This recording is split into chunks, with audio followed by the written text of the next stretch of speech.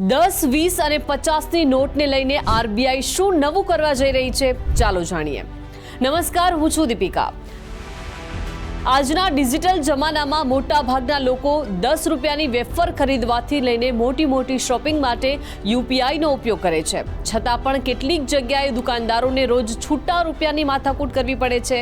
આ સમસ્યાનું સમાધાન લાવવા માટે રિઝર્વ બેંક ઓફ ઇન્ડિયાએ એક પાયલટ પ્રોજેક્ટ શરૂ કર્યો છે, જેમાં એટીએમમાંથી આ નાની રકમની નોટ નીકળી શકે છે।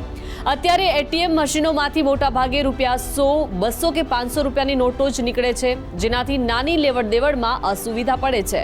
હવે આરબીઆઈએ સ્મોલ વેલ્યુ ડિસ્પેન્સર નામની સ્પેશિયલ મશીનોનું ટેસ્ટિંગ શરૂ કર્યું છે। આ નાની સાઇઝની મશીનો ખાસ કરીને રૂપિયા 10, 20 અને રૂપિયા 50ની નોટ આપવા માટે ડિઝાઇન કરવામાં આવી છે। મુંબઈ જેવા શહેરોમાં તેનું ટ્રાયલ ચાલી રહ્યું છે અને સફળ થવા પર તેને દેશભરમાં લાગુ કરવામાં આવશે। આનાથી તે લોકોને મોટી રાહત મળશે જેઓ ડિજિટલ પેમેન્ટ નથી કરતા। દેશમાં આ નાની નોટોની કોઈ અછત નથી। વર્ષ 2025-26માં ફેબ્રુઆરી સુધીમાં રૂપિયા 10ની 43,940 લાખ રૂપિયાની નોટો, જ્યારે 20 રૂપિયાની નોટો 19,370 લાખ, રૂપિયા 50ની નોટો 13,030 લાખ નોટ છપાઈ ચૂકી છે। અગાઉના વર્ષોની સરખામણીમાં ઉત્પાદન વધ્યું છે। આ પગલું ગ્રામીણ વિસ્તારો કે નાના વેપારમાં રોકડ પર આધાર રાખતા લાખો ભારતીયો માટે વરદાન સાબિત થઈ શકે છે।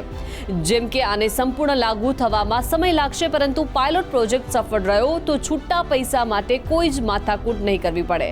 સરકારનો આ પ્રયાસ ડિજિટલ ઇન્ડિયાની સાથે સાથે કેશ ઇકોનોમીને પણ મજબૂત બનાવશે। આરબીઆઈનું આ પગલું સામાન્ય જનતાની રોજિંદા જરૂરિયાતને ધ્યાનમાં રાખીને ઉઠાવવામાં આવ્યું છે। નાની નોટની ઉપલબ્ધતાથી ન માત્ર લેવડ દેવડ સરળ બનશે, પરંતુ લોકોનો બેન્કિંગ સિસ્ટમ પર વિશ્વાસ પણ વધુ મજબૂત થશે। જો આ પ્રોજેક્ટ સફળ રહ્યો તો આવનારા સમયમાં દરેક એટીએમમાંથી નાની નોટ કાઢવી શક્ય બનશે અને આ ફેરફાર સામાન્ય લોકોના જીવનને વધુ સુવિધાજનક બનાવી દેશે।